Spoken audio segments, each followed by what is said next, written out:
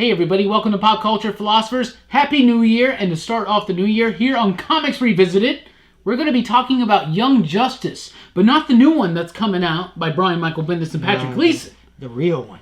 The real one. The OG Young Justice by Peter David and Todd Nauck from back in the 90s, coming up on Comics Revisited. The 90s, man. I wasn't even alive back then. Me neither.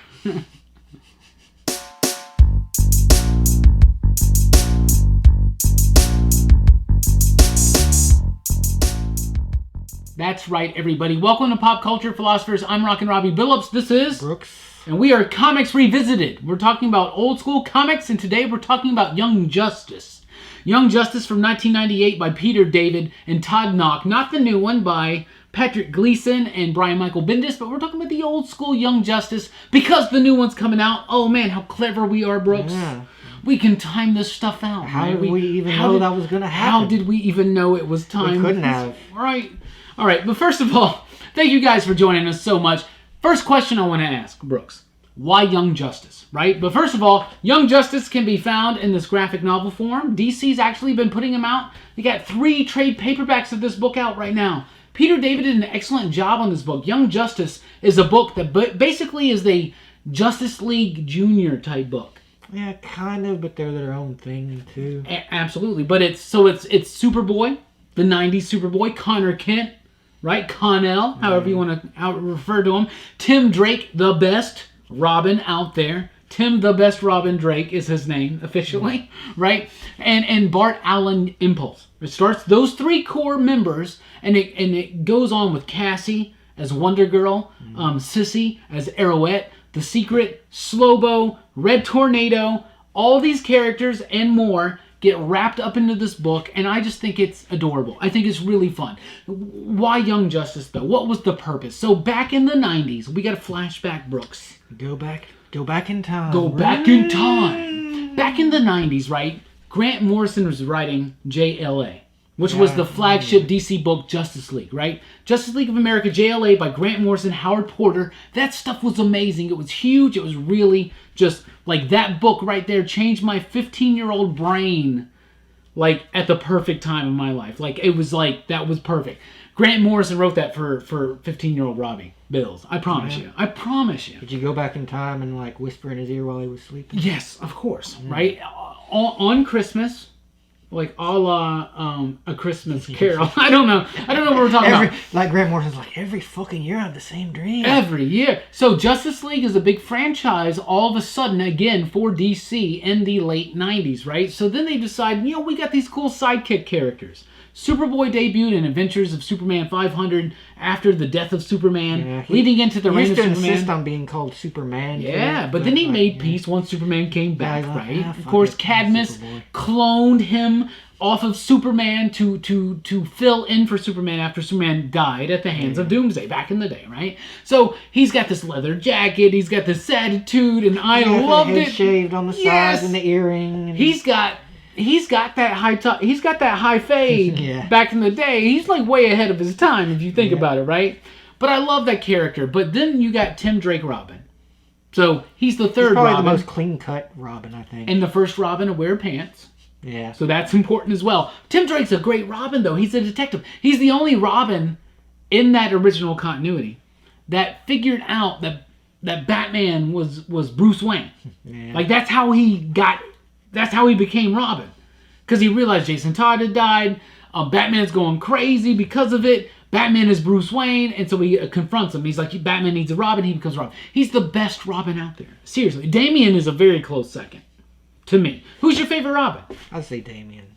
Who's number 2?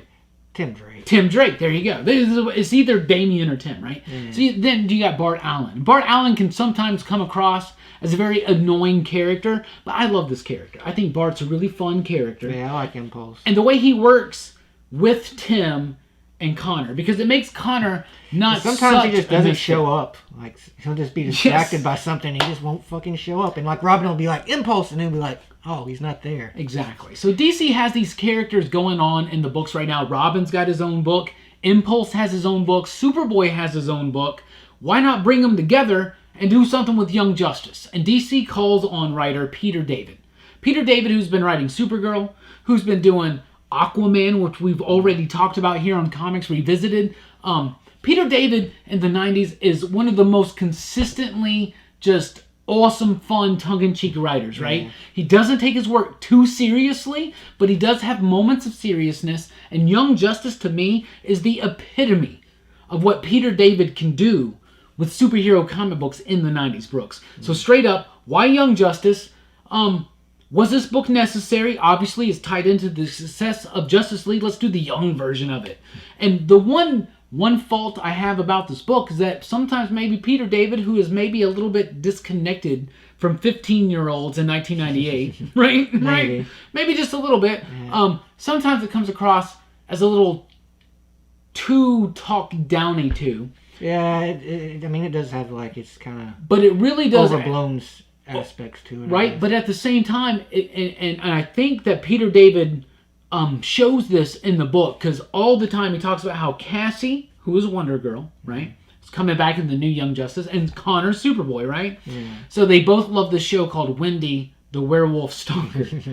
And this was when Buffy started, 98. This was early Buffy, and I remember I fell in love with Buffy back then. I think you were a little bit later. Yeah. Like around season 5 I remember or 6 when it came or out, but I didn't actually watch it on the regular. Yeah.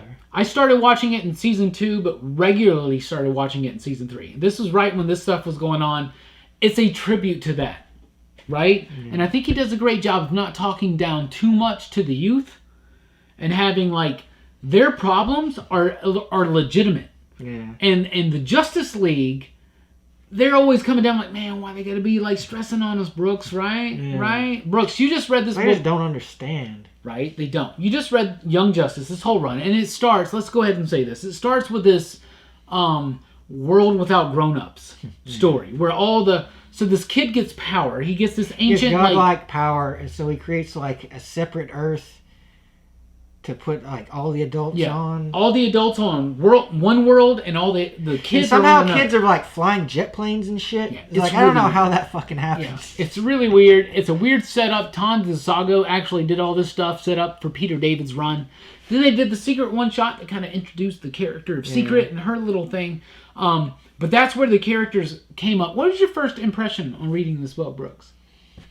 Well, it did. It took me back to the 90s, definitely. Yeah. I mean, this is a very 90s comic book, and all these characters were like, back then they were going to be the next generation, Yeah, man. Like DC was very legacy back then. Yeah, like Bart Allen, like if Wally West, like they decided to kill him off because there's no Barry. Yeah. At that point. At that point, yeah, he would have been the Flash, and instead there's no Barry. Jason's not back. Nightwing is firmly like in place. Like these were the next. This was legacy, and DC always did that so well with the legacy heroes. They've already gone through Alan Scott, Green Lantern, and Hal Jordan, Green Lantern, and then Kyle Rayner. They were doing this. Wally West was the Flash. Bart Allen was the next run, and so absolutely, they are the sidekicks. They're the next generation. And they were also like, relatable to the kids and everything. Yeah. Because, in 1998, they have teenager problems. Yes, they really did. So, did you like the book overall? Yeah, I thought it was really fun. The characters are a lot of fun. And, it's an easy read. This book really does kind of live and die on the strength of these characters. Yeah. It really does. These characters are amazing. So let's go ahead and get right into these characters. First of all, let's start with Tim Drake. To me, I think he's the best Robin. It's either him or Damian. They're always right there with me. Apparently you agree. Damian slights out just a little bit, edges out Tim. Tim's a great Robin. He's a great Batman in the future, right? And then torn out of that, he's never going to age from this point further. And he's got a Peter Pan complex. Not a Peter Man, but a Peter Pan. Comes into play in that last volume where they do the switch. Because at first, like, he's the only one who doesn't change. The sins of the youth stuff. Yeah. And they find out that, like, they had to basically, I guess, stop his body from doing that. Yeah. Whatever it was that kept him young. Absolutely. So he could turn into Superman for that. Absolutely, yeah. And it was great, it was right? It was killing him, Yeah. And that's what I'm talking about. Peter David can do this fun book, and it's really fun, and it's kind of in tone with Buffy. but it's not as sophisticated as Buffy, obviously, right? It's a comic book, and it's superheroes. But I loved Connor Kent. I loved Connell. I thought Superboy in the 90s, the post-death of Superman Superboy, I thought this stuff was so cool. I wanted that haircut. Brooks, I still want that jacket. You know? Christmas is over, right? The yellow Happy New Year, by the way, 2019. But, like, you know, Christmas is over, but my birthday's coming up, Brooks, and I always wanted that leather jacket with that yellow Superboy patch in the back, you know? Always wanted that, right? Maybe I'll go out and skin a cow for you. Maybe. So I love Connor in this book. He's not quite developed yet. That really happens in Jeff Johns' Teen Titans run. We're going to get to that because after reading Young Justice, you're going to appreciate Johns' Teen Titans run so much more. I've never read any Teen Titans stuff. Yeah, well, you're going to love it. You're going to love it. You're going to love it or you're just done. Out of everything. Anyway. You're going to give me a money-back guarantee on that? Let's talk about Bart Allen real quick. Bart Allen was Impulse. He's basically Barry's grandson from like the 30th century, something like that. Something future, right? Yeah, he's from an alternate future. He's impulsive, as his name would let you into. Yeah. He's got a mentor, Max Mercury. Bart Allen, I remember always being slightly more annoyed by him. In the reread, for me, Brooks, I'm more annoyed with Connor than I am Bart. Bart's just fun. Bart's funny. Yeah, I understand Bart. What do you think about Bart? Bart Allen, Impulse. I think Bart was my... your favorite? Probably second favorite. Well, he's the one with the closest Brooks hair. Yeah, he does have kind of that weird Legion dude going. Straight up. Not quite, though. Yeah, not quite that. It's kind of flows in the back. Straight up coming down. Yeah. You like Bart. Why do you like Bart so much, man? He's the most entertaining one. Like, okay. He goes against type a lot of times. Like, you know, the way you expect a teenage boy to act, he acts like, you know, a kid who's probably like 5 years younger. Yeah, ADHD, all that stuff. Are you ADHD? But like, what's really cool is like Jeff Johns really takes these characters and moves them forward in Teen Titans and Bart Allen especially. But the groundwork for all that is laid by Peter David and Todd Nauck in this book. It's absolutely fantastic stuff. I like Bart in this book. I always thought his own book, even though it was Mark Waid and Humberto Ramos at the time, I always thought that was a little too much, too annoying.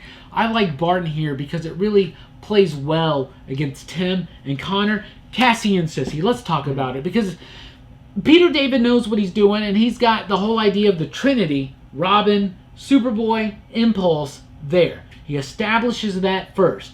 Then he brings in some new blood. Now, Cassie, who is Wonder Girl, was first debuted in '96 in the John Byrne Wonder Woman run. I love Cassie as Wonder Girl. That character grew up as well in the Titans runs from this point forward. I love this character. This is still very early on. She's wearing the leather jacket. She's wearing the wig. Yeah, still, she's not letting it. Yeah, the goggles. I love the character of Cassie. She's probably, outside of Tim and Connor, my absolute favorite in this book. What do you think about Cassie? What do you think about Wonder Girl? What do you think about what she does for Young Justice? I liked Cassie. I mean, she had the whole thing, you know, she was actually a character who was most closely tied, I think, with her mentor. You know, like Wonder Woman. Like, she was, like, it seems like Wonder Woman actually mentored her. Yeah. Whereas with, you know... Now, obviously, Robin got a mentor. Robin. But Superboy didn't. That's something that we never really remember about Connor. Robins tend to kind of have to go out and do things on their own sometimes. Yeah. You know, sometimes Batman's just like, leave me alone. But we never think about Superboy. Yeah. And that Superman... Superboy's just basically a clone. And the Young Justice cartoon, right? That's kind of semi-based on this, right? Thematically, right? Even though it's Dick Grayson at first. But they still do the Superboy thing, right? And Superman doesn't know how to, like, be a father to his own clone. It's awkward. It's weird. So Connor has no father figure. Yeah. Right? He has no father figure. He's like nobody need one, though, because he has Superman. But he does, and that's something we find out later on. Yeah. Is that the reason why Connor acts the way that he acts, too cool for school, hashtag too cool for school, right? It's because he's lacking that, like, authority figure. Yeah. Whether it's a father or even a maternal figure. He doesn't have a mother figure either. Yeah. He doesn't have any kind of parental authority figure. He has nothing. And I think Peter David sets that stuff up for Jeff Johns, and he does it with Cassie. And also Cassie, and spoilers, Cassie and Connor develop a relationship eventually. So, That's all set up here as well. What do you think about Sissy? We're talking about Arrowette. She is not coming back in the new Young Justice. We're having Connor, Bart, Tim, and Cassie come back, but no Sissy. Maybe they'll introduce it later. With these 3 books that we're talking about right here, Sissy, by the end of all this, was quit, basically. Yeah. Right? It kind of gets dark. It does kind of get dark for Sissy. Her, let's talk about that. Mentor gets murdered. Yeah. What do you think about that story? How did they approach it? Do you like the way they approached it? Do you like that I thought it was, it seemed like something real, Yeah. Like a real test of somebody's character. Okay. Like how far they go.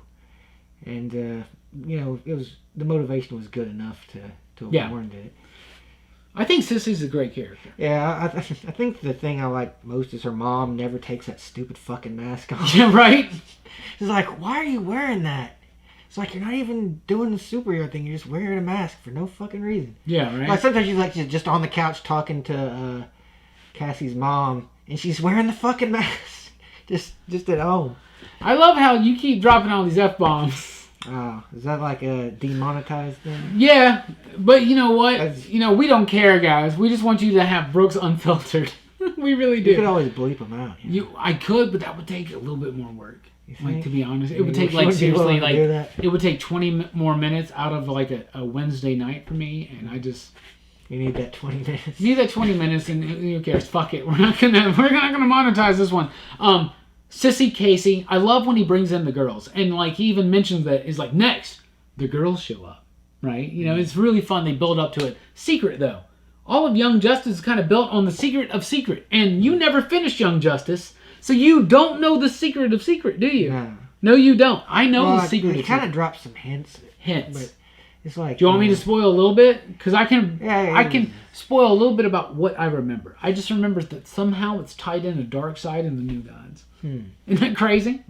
I think so. And I actually think that Peter David doesn't finally reveal everything until his final issue of Young Justice, which is 56 or somewhere around there. I'm just coming off the dome. I don't remember precisely. But this book started in 98. What do you think about the character of Secret?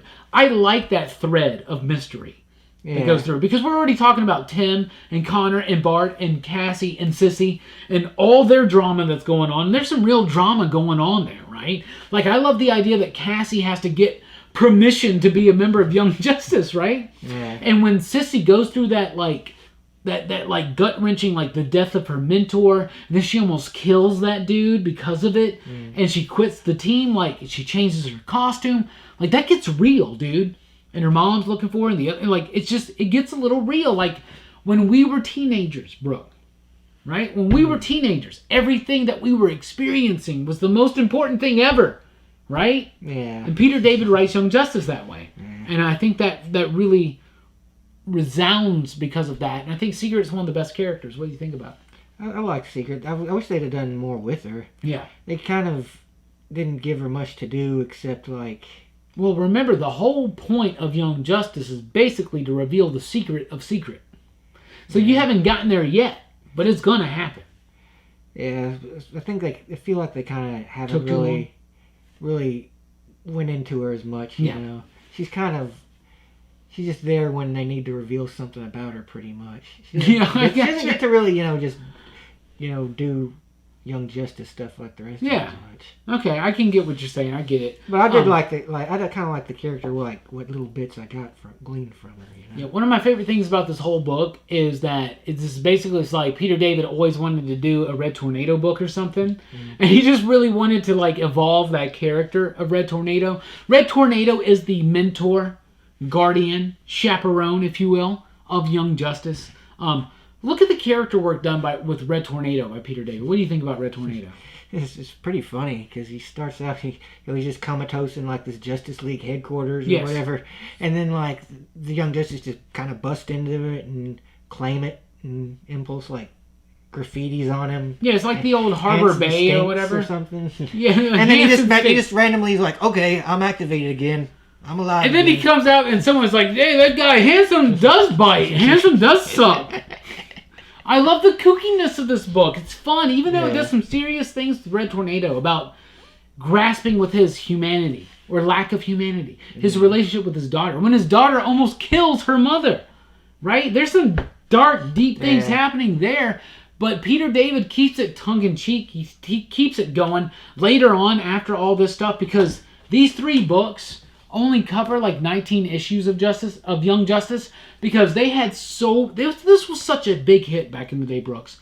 They had 80-page giants, Secret Files and Origins, Young Justice and No Man's Land. They had so many specials and one-shots. The No Man's Land events. Stuff is in there. Yeah, it starts off with JLA, World Without Grown-Ups. This book ends with Sins of the Youth, right? So it starts with all the grown-ups disappearing. Then it ends this 3-volume series that we've gotten so far. The adults and the kids getting switched. Yeah, tell us about Sins of the Youth real quick. That was a pretty fun story. But, it was one of those ones, it was spread across so many different books. Yeah, it's a bunch of one-shots. It affected so many characters in the DC universe that a lot of it was, one-shots of, this character with the character they were switched with. So it's like Batboy and Robin, Robin. Like Batman and Robin are reversed. Like, you got little Batman. I love little Batman. In the passenger seat of the Batmobile. And he's got the full mask. Tim's like, I can really drive? And he's like, yes, you've got a license. This book really gets into really fun territory, and eventually they introduce a young Lobo, which they call young, like Slobo. Cracks me up. I love it. Let's talk about Todd Nauck's artwork real quick. Very 90s, yeah, but very perfect for this book. Yeah, it's outlandish. It's boisterous. It's crazy. It's kooky. It starts off with like Mike McConaughey and Humberto Ramos, but when he comes in, it reminds me a lot of Humberto Ramos. Exactly. He kind of keeps that vibe alive. Big feet, big hands, young-looking faces, exaggerated expressions. But it works. Kinda. I think it works so well for the book. What do you think about the artwork? Well, yeah. I mean, what can I say? But it hasn't already been said. I think that it really suits the type of story you're telling. The colors are bright and everything, like all 90s comic books were. Absolutely. The colors are good. Before the darkening. Yeah. It's a fun, light-hearted book. Yeah. It's meant to not take itself too seriously. It's meant to make you laugh. Yeah. But it does have elements of seriousness. I really do think that this book is directly inspired by Joss Whedon's work at Buffy and the Vampire Slayer. Like, it really is. That's why he makes all those references to Wendy, the werewolf stalker.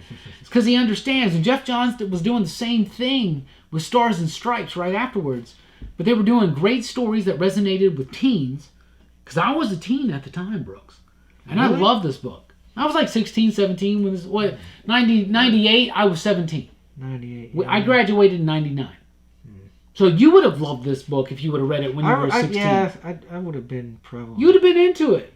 Yeah. You were all too wrapped up in X-Men, though. Yeah. A little too much into X-Men, well, which we're talking about. I kind of dropped off of X-Men at that point. But next week, we're talking about X-Men. Yeah. But we'll get to that in just a minute. What are your final thoughts on Young Justice? If someone came up to you, Brooks, and said, Peter David's Young Justice, I'm so pumped up about this new Young Justice, which, by the way, I have read Brian Michael Bendis and Patrick Gleason's first issue of Young Justice. Very interesting. Great artwork, very interesting story. Very interesting. Connor Kent fans, you're going to love it. What would you tell these people? Should they read the old school stuff?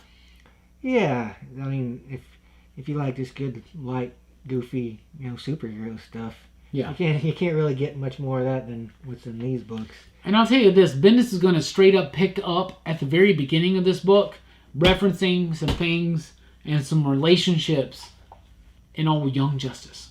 So Young Justice, Bendis and Gleason are doing a big tribute to that. And I think it's really, really fun and really, really cool. So you would recommend this book? Oh, totally, yeah. That's right. And down below in the description, we got a link so you can get all 3 books of Young Justice. Brooks, hold that one. That's book 2. This is book 3. This is book 1. All 3 of these are available right now. And you can get them. Book 3 is basically Sins of the Youth. The whole thing, right? Really fun stuff. Really good. I think Young Justice is great. I think it's really, really fun. And if you're going to be into the Brian Michael Bendis stuff, if you like what's going on there, definitely want to check this one out. So thank you guys so much for checking out this video. Let us know your recollections on Young Justice in the comments down below, and even what you think about the new series. Thank you guys so much. Join us next week. Me and Brooks are going to take a look at X-Men Age of Apocalypse. I'm very excited for this video. Yeah, me too. Super excited. Yeah. So anyway, join us for that. Thank you guys so much. Please do like, share, and subscribe. And join us over at popculturephilosophers.com for podcasts and a whole lot more. Happy New Year. I'm Rockin' Robbie Billups. Make the best out of 2019 and keep it mean. This has been... Brooks the Magnificent. And you got a rhyme about 2019 you want to say? Nope. All right. Umbrellas.